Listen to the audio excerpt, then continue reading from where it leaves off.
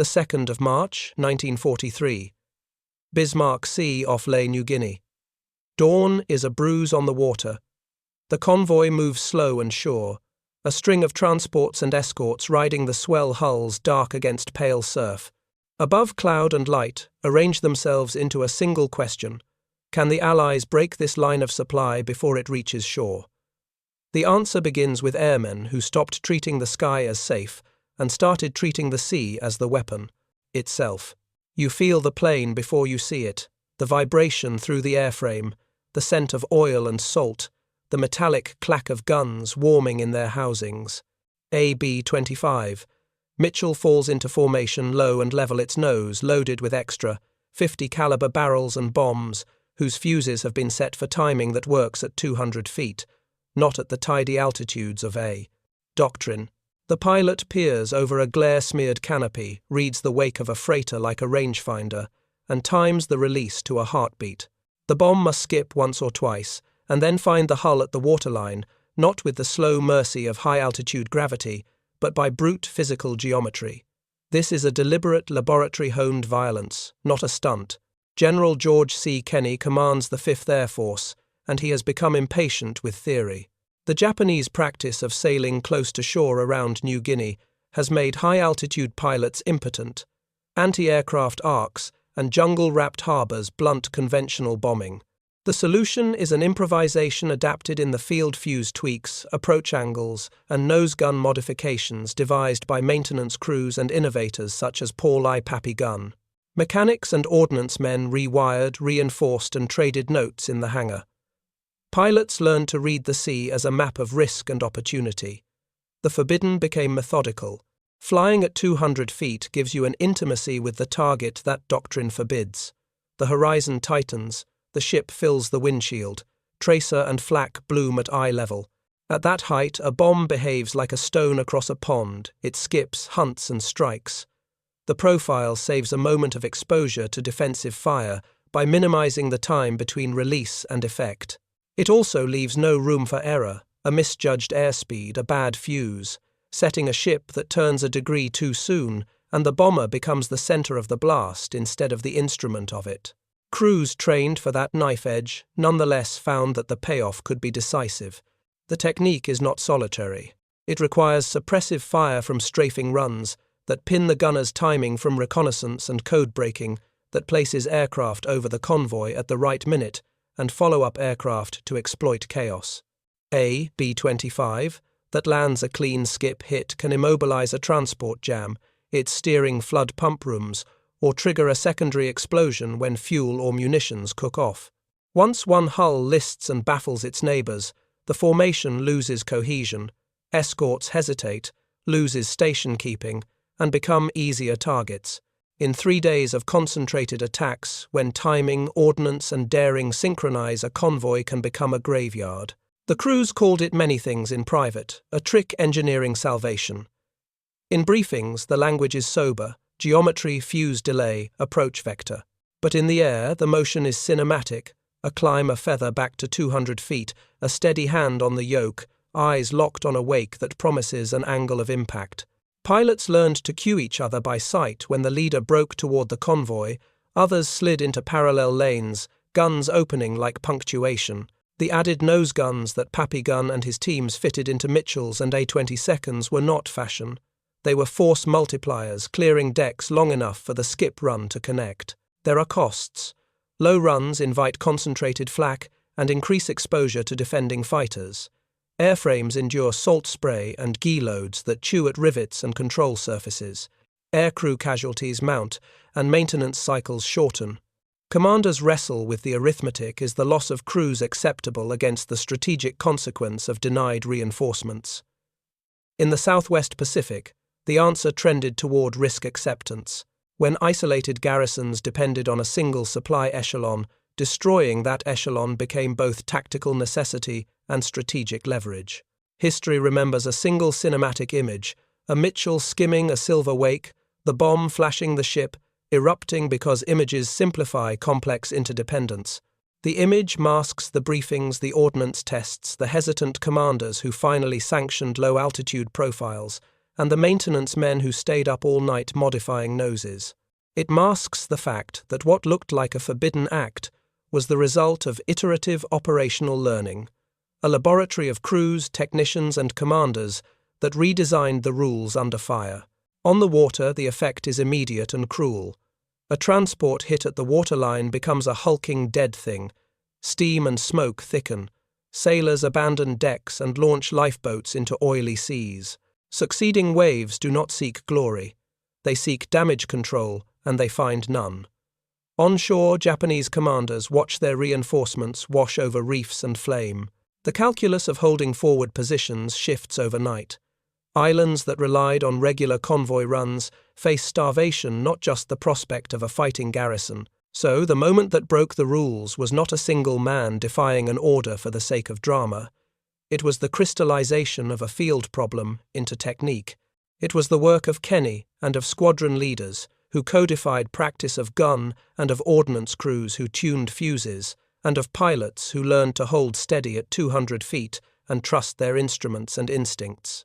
It was an answer to a clear mortal question: how do you stop a sea that keeps moving toward the enemy? The answer was not elegant. It was close, low, and final. General George C. Kenny stood in the briefed light of a makeshift operations room and watched maps like a man reading weather. The problem was blunt. Japanese convoys hugged coasts, threaded reefs, and used darkness and island chains as armor. High-altitude bombing with its slow arcs and broad patterns left too many transports unscathed. Kenny did not invent recklessness. He insisted on results. He pushed pilots and engineers to stop apologizing for doctrine and to start solving the logistics problem with tools that fit the theater. And the tools that mattered were low, fast, and precise. In the hangars, technicians rewired noses and adjusted bomb racks. Mechanics took 50-caliber machine guns out of crates and bulged them into forward mounts, not for vanity, but to clear decks. Nose compartments were reinforced, sighting angles reconfigured, and fuses calibrated to millisecond tolerances. The modifications had a name only in the slang of the crews. They called them Pappy Gun Jobs, after the man who championed the improvisations, Paul I. Pappy Gun was not a myth. He was a mechanic and an inventive spirit who organized the practical work of turning medium bombers into naval killers. His crews experimented with plate reinforcements and gun harmonization until the aircraft would accept the stresses of sea-skimming runs. The field laboratories were hangars and beach strips. The technicians were men who stayed behind the curtain and kept the runs possible. Pilots learned new geometries. Approach vectors were taught not as theory but as choreography. A leader would call lanes across the formation. Wingmen slotted into mirror tracks like oarsmen. The target wake became the calculator angle of attack, sea state, airspeed, and fuse delay, all converted into a single human judgment. The bomber had to fly so low that the spray of the sea slapped the belly, and the pilot could read the portholes of the enemy ship. At 200 feet, time compressed. The interval between release and hit vanished into a heartbeat. The crew practiced in daylight strips, then moved to timed runs against hulks and derelicts until the motion became muscle memory. Ordnance officers rewrote the small print. Timed fuses required exacting tables that matched speed to delay. A half-second too long, and the bomber risked the blast. Half a second too short, and the bomb might detonate too high, or fail to skip cleanly. Engineers tested fuses with dummy runs, recorded trajectory, and fed corrections into briefings. Those briefings were exacting approach angle, must be within a few degrees release at a defined airspeed, wing flaps at a specific setting. The manuals that followed were not the old doctrinal tomes, but field supplements, the sort of concise, practical notes that crew chiefs scrawled on bits of paper and pinned in the ready room. Commanders learned to orchestrate. Skip runs did not occur in isolation. Reconnaissance and signals intelligence gave timing and course. Fighters provided top cover and diversion. Medium bombers worked in waves, so that once one hull listed other aircraft could press. The interplay mattered. Strafing runs suppressed deck guns while skip bombers attacked hulls. Heavies at altitude forced escorts to look up and lose focus on sea-skimming threats, and follow-on elements picked apart cripples. The orchestration converted a single clean hit into a cascade, and the cascade turned a convoy into a scattering of casualties and burning wreckage. The cost calculus was constant. Low-level work chewed through airframes, salt spray and shock-loaded rivets and control surfaces in ways that high-altitude life did not. Crews paid with lives and broken bones. Aircraft returned with torn skin and systems unbalanced. Maintenance cycles shortened. Spare parts vanished in supply chains stretched thin. Commanders measured those attritions against the loss of enemy transports, carrying troops, fuel, and munitions. In pockets where a single convoy meant the difference between relief and starvation for a garrison, the balance tipped toward aggressive interdiction. Beyond mechanics and arithmetic, there was culture. Pilots who perfected the runs shared notes at mess tables and in cramped briefing rooms. They traded fuse settings and approach anecdotes like Smiths trading tempering secrets. Squadron culture shifted from risk avoidance to precise aggression, a temperament that prized calm under fire and accurate timing over theatrical bravado. Leadership reinforced that temperament by publishing after-action reports that highlighted successful combinations of suppressive fire-skip hits and follow-on targeting. The operations that once read as exceptions became templates. The innovation spread because it answered a tactical reality. Japanese island defense relied on predictable lines of resupply. The Allies exploited predictability with a new art of delivery. Instead of waiting for a fleet to intercept a convoy, airmen learned to dominate the immediate tactical environment, the littoral zone, where ships met surf and pilots found angles. That domination was practical: adapt airframes, tune fuses, rehearse approaches, and coordinate suppressive fire. It was engineering in service of strategy. The account survives in official reports and in the dust-scratched logs kept by flight crews. Names and times appear alongside crude sketches of approach lanes. Command evaluations would later record the contribution of low-altitude interdiction to localized operational outcomes. The capture or neutralization of beachheads denied reinforcement. But the story remained collective. It was a technique refined across ranks and trades, not the singular heroism of an isolated captain. When the next convoy crested the horizon, the task force did not rely on chance. It relied on calibrated technique, the nose guns to silence, decks the skip run to break hulls, the follow-on to finish damaged ships. What began as a forbidden gambit hardened into a practiced method. The rebellion against doctrine had a blueprint, and that blueprint turned risk into reproducible effect. A patrol leader drums his thumbnail on a folded chart and says nothing. The map is a scatter of course lines and shaded arcs. The convoy track bisects the page like a fault line. Pilots get the time and the heading, and then conduct the small private ritual of preparation. Check the fuse tables again. Confirm the nose guns are harmonized. Set the bomb racks. Brief the wingmen on lane geometry. In the ready room, the language is precise and Spartan speed release delay, because at 200 feet there is no poetry, only math and muscle. The planners know the stakes. A single transport carries hundreds of men and tons of stores. Stop the ship and you change the calculus ashore. That calculus is why commanders who once forbade low runs now sign the briefings. At first light, the formation slips into the near-sea haze. B 25 seconds, run in. Low A 20 seconds, slice in like knives. B 17 seconds, loom higher to keep escorts looking up. The first Mitchells unleash torrents of 50 caliber fire to pin down deck gunners. Their strafing is surgical, aimed at gun emplacements and the bridge. Then a B-25 eases its nose, down trims and rides the swell. The pilot times the release to a fractional beat, bomb-out skip once kiss the hull. When it connects, the effect is immediate. A judder through the waterline, a black geyser of fuel flames licking cargo holds. A transport that had been a mobile node of reinforcement is now a slow, dying mass. Within minutes, the convoy's formation fractures. Escorts peel, speeds change, mutual protection collapses. In that sudden geometry of disaster, the follow-on squadrons find targets more exposed and less coordinated. The physics of skip bombing becomes the arithmetic of attrition. Reports filed after the engagement are alternately clinical and incredulous. Operational summaries record the sequence detection by patrol aircraft, shadowing fighter, cover waves of medium and light bombers, using low approaches and skip techniques, Then follow-on attacks by PT boats and fighters against cripples and survivors. The tally for the 3 days is stark in official terms.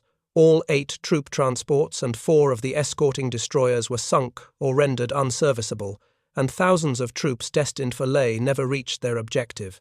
The losses reshaped supply lines and forced the Japanese to rethink sea movement in the face of dominant Allied air presence. Not every claim in the immediate reports survives archival scrutiny. Command communiques in the days after the fight tended to amplify success for morale and strategic signal. Later assessments adjusted some counts and passed claims of aircraft and ship losses. Still, the operational truth remains a combination of low-altitude delivery, ordnance, innovation, and coordinated air-sea action produced disproportionate effects. The invention that once seemed a stunt had become a tool of war, whose consequences were counted in lost transports, broken convoys, and the strategic isolation of forward positions. There is moral friction in the afterword. Several accounts note attacks on rescue craft and lifer rafts in the days following the main strike, actions justified by some commanders as necessary to prevent survivors returning to fight, and condemned by others as brutal measures that blurred combatant and survivor. Those choices haunt the archival record and the oral testimonies that followed. They complicate any tidy hero narrative about daring pilots and neat tactical victories. The record of innovation is also a record of grim decisions at sea. The arithmetic of denying the enemy the means to resist sometimes crossed lines that later historians find uncomfortable. Back in the squadrons, the technique hardened into doctrine through repetition and documentation. Debriefs replaced anecdotes with tables, approach angles, nominal airspeeds, fuse delays, and recommended suppressive patterns. Mechanics compiled lists of reinforcement parts for airframes, stressed by salt and shock. Briefing rooms posted hand-drawn diagrams of optimal lanes and warning notes about common failure modes. The method's spread was less the triumph of a lone daredevil than the outcome of disciplined iteration, empirical learning under fire. The pilots who flew the runs remained humble. They credited luck training and the maintenance men who kept their machines airworthy. The image that endures is cinematic, a bomber low over a black wake, the bomb flashing explosion ripping a transport open. That image explains why storytellers latch onto one pilot as a protagonist. But the fuller truth is operational and collective technicians who modified noses, ordnance officers who matched fuse delay to speed reconnaissance, crews who spotted the convoy fighter pilots who denied air cover and PT boats that finished. Crippled hulks all shared the kill.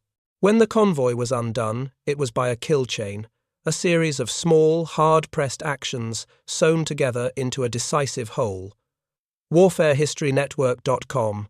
When the sea quieted and the smoke thinned, the Allies had a clearer path into New Guinea, and the Japanese lost a measured capacity to reinforce by convoy in that sector. The reaction was immediate. Fewer large, concentrated sailings, greater dispersal of supply, and a new suspicion about moving troops by sea in daylight without heavier escort. The Forbidden Run did not win a war by itself. It did, however, help convert an awkward tactical problem into a replicable, devastating tool, and in the littoral geometry of the Southwest Pacific, that tool proved to be decisive in practice. The survivors who lived to tell it spoke in fragments. A bombardier said simply, "The water rose up like a wall." A pilot remembered the smell diesel and burning timber and the way the sea turned black with oil. In the ready rooms the language remained sparse, hit list dead in the water. Men who had counted windows in the target now counted wreckage and minutes until the next wave. There was no theatre. There was work. The sequence of action hardened quickly into habit. Patrol aircraft sighted the convoy and relayed course and speed. Fighters drew off patrols and kept the sky above the escorts uncertain. Medium bombers slid low and opened fire, their noses heavy with extra barrels chewed at bridges and gun tubs. Then the skip run came a release timed to the whisper of the wake, a fraction of a second that separated success from catastrophe. A successful hit did not explode like a cinematic shell. It tore at plating and pumps and seams. Pumps failed. Rudder chains snapped. A transport became a drifting grave whose cargo now cooked itself into flame. Maintenance crews recorded everything. They wrote down the airspeeds that worked, the fuse settings that produced clean skips, the flap positions that stabilized the belly at sea-skimming heights. Those field notes migrated into formal briefings. Squadron leaders taught new pilots the same ritual: run the checklist, synchronize with the strafing elements, and never forget the escape vector, the one line of flight that would carry you away from the blast. Discipline replaced improvisation. The forbidden run stopped being an act of personal bravado and became a shared technique with margins and tolerances. The human cost was real. Aircrew lost their lives to flak and to mistimed releases. Aircraft returned with salt-cracked frames and shattered instrument panels. On the ground, ordnance sections worked double shifts to keep the machines available. And on the water, sailors clung to life rafts in oil-slick seas, while follow-on units decided whether to engage survivors or to hunt the next cripple. Those moral choices did not vanish into the archives. They sat awkward and unresolved in reports, and in the memories of men who had seen too much. Commanders wrestled with the arithmetic. Destroy a convoy now, and you may save lives in future ground fights by denying reinforcements, by starving a garrison of fuel, by collapsing a planned offensive. But crews are finite. Aircraft are finite. Spare parts must cross the ocean too. The calculus favoured interdiction, where the stakes ashore were immediate and high. In the southwest Pacific, where a single shipment could hold or abandon a beachhead interdiction, won arguments that might have been lost in Europe. The technique's spread had consequences. Japanese planners stopped trusting daylight coastal runs. They dispersed convoys moved by night and sought deeper escorts. Those adjustments cost time and fuel and limited the number of men who could reach front lines. The littoral advantage shifted incrementally, island by island, convoy by convoy, until supply chains in some sectors frayed beyond repair. The 200-foot run was not the sole cause, but it was a vivid instrument in a larger campaign that tightened the noose around forward positions. Memory favours the vivid image: a Mitchell low over a wake, a bomb skipping a transport exploding. That image lives because it compresses hours of work into a single frame. But the operations that produced those images were ensemble pieces, technicians, pilots, intelligence officers, and small boat crews, all executing parts of a larger script. The forbidden run was a note in a long composition. Its power came from being played in concert. The men who adapted the tactic rarely sought headlines. They fixed fuses, tuned guns, and briefed the younger pilots with a practitioner's bluntness. Keep your speed, an old hand told a novice, or you ride the wave with the bomb. The instruction is spare exact. It is the language of survival. When ships vanished beneath flames, and smoke commanders revised plans, the next convoy would be smaller, slower, or simply not risked. That is the quiet effect of the runs. They altered calculations of cost and reward in ways that cannot be fully tallied in a single after-action report. The forbidden tactic did what tactics do: it shifted choice. The men who walked away carried small, brutal images. A radioman would later describe the sea as a black sheet flecked with white, where life rafts rose and fell. A navigator kept in his log a single line: release 0843, hit forward, tank steering jammed. Those sparse notes map the human scale of a technical decision. A millisecond in a fuse table turned into hours of smoke and salvage. The ready-room jokes about fuses and flaps had an edge. Behind the banter sat a shared sense that their craft had become a surgical instrument, and that surgery often spilled beyond the operating table. In the weeks after the strikes, the squadrons altered how they prepared for missions.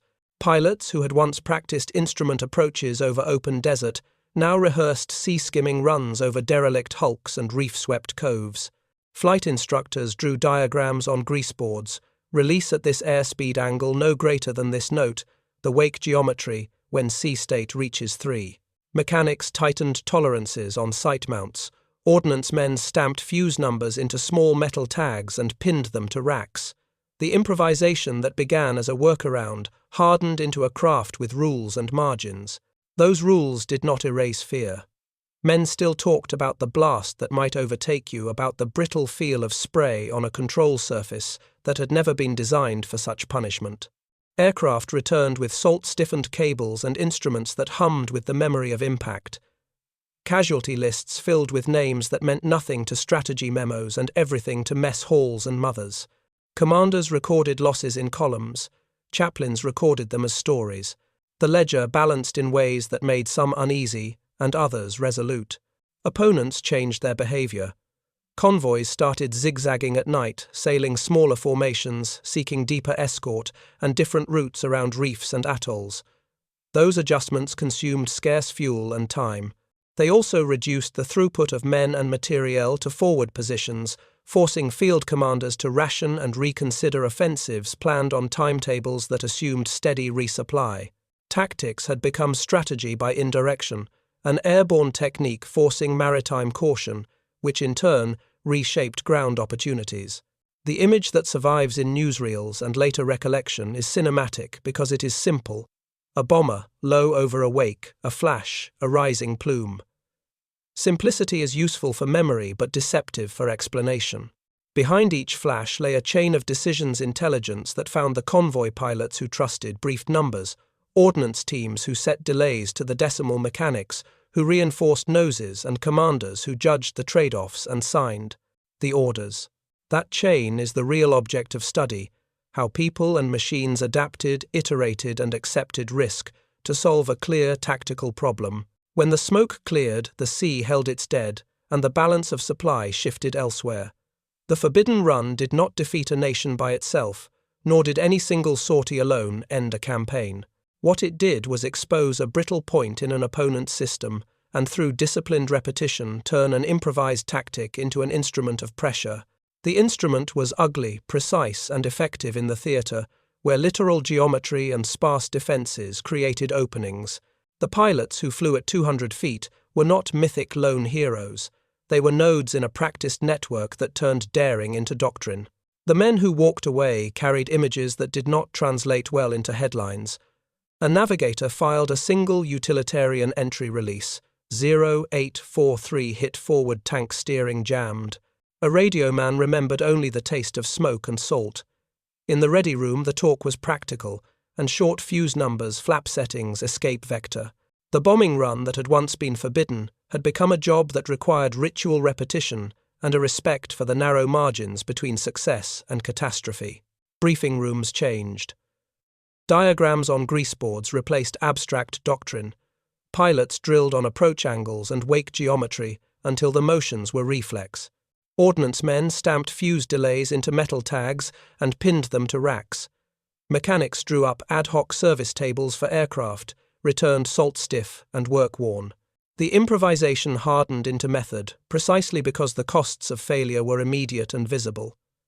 A missed release could mean a bomber lost to its own blast. A miscalculated angle could leave a transport untouched, and the attackers exposed. The psychological effect spread ashore. Commanders who had expected steady reinforcement now calculated risk differently when orders arrived. A single convoy destroyed reshaped plans and timetables. Offensives were delayed, rationing tightened, and commanders on the ground confronted the reality of fewer men, less fuel, and thinner margins for error. The tactical innovation in the air therefore produced operational effects on land, not because any one pilot changed strategy single-handedly, but because repetition of the technique imposed friction on maritime movement that the enemy could not easily remove. Opponents adapted. Convoys dispersed and sailed by night.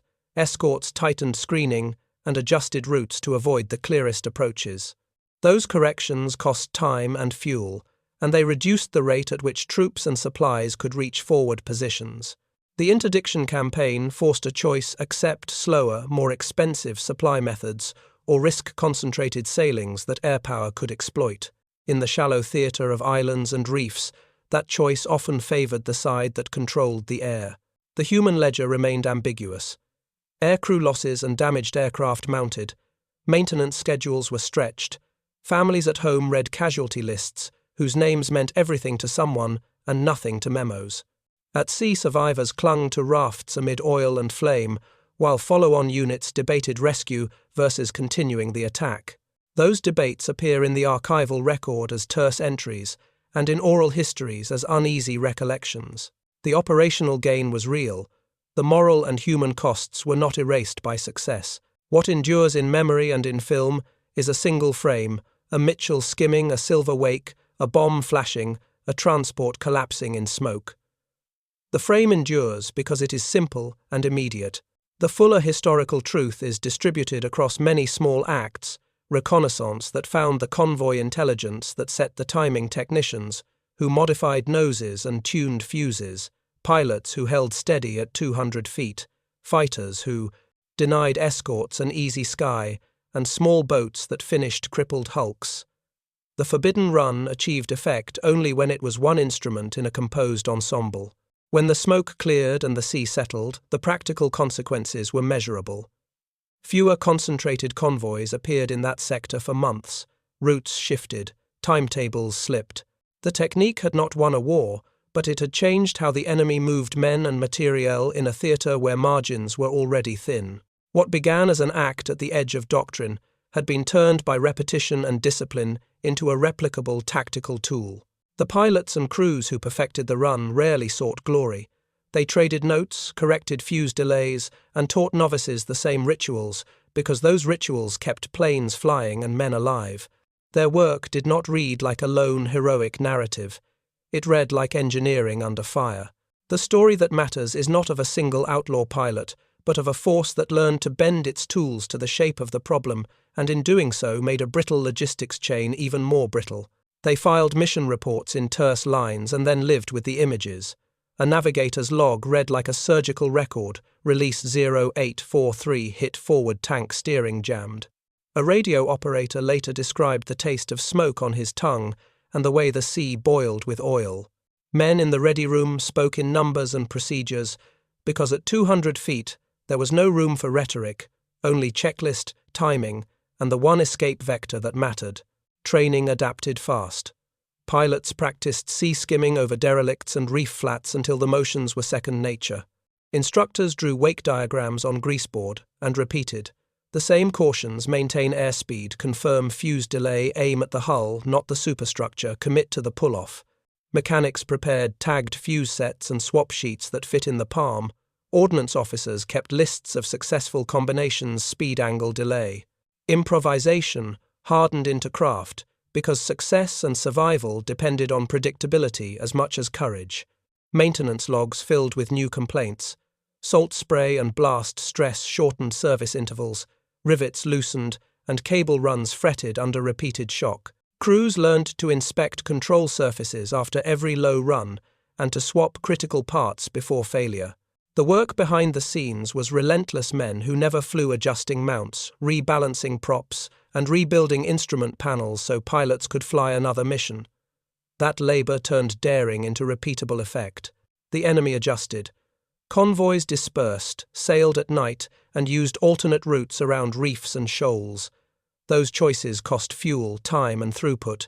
A small island that once could expect steady daily resupply now faced gaps and delays. Ground commanders who had planned offensives around a timetable suddenly found rationing orders in their hands. Tactical innovation in the air had become operational friction on land. The moral questions did not disappear. Debriefs mention rescue craft engaged and survivors in oil-sodden water choices made in the calculus of denying an enemy the means to fight. Those entries sit alongside technical tables in archives and in oral histories, where veterans remember both the precision of their craft and the human toll they witnessed. The technique delivered results, but not without consequence. When the smoke cleared and the sea cooled, patterns shifted.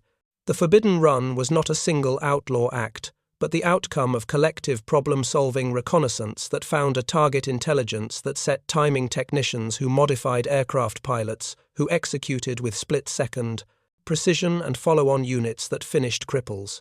That chain created pressure on supply lines that altered campaigns not by a single dramatic blow, but by repeated, disciplined application. In the end, the 200-foot run's legacy is practical, a tactical adaptation that became a tool in a larger campaign of interdiction. It did not win a war alone. It changed how opponents moved men and material, in a theatre shaped by reefs, shoals, and short supply lines, and it showed how a culture of disciplined improvisation can bend doctrine until doctrine serves the problem at hand.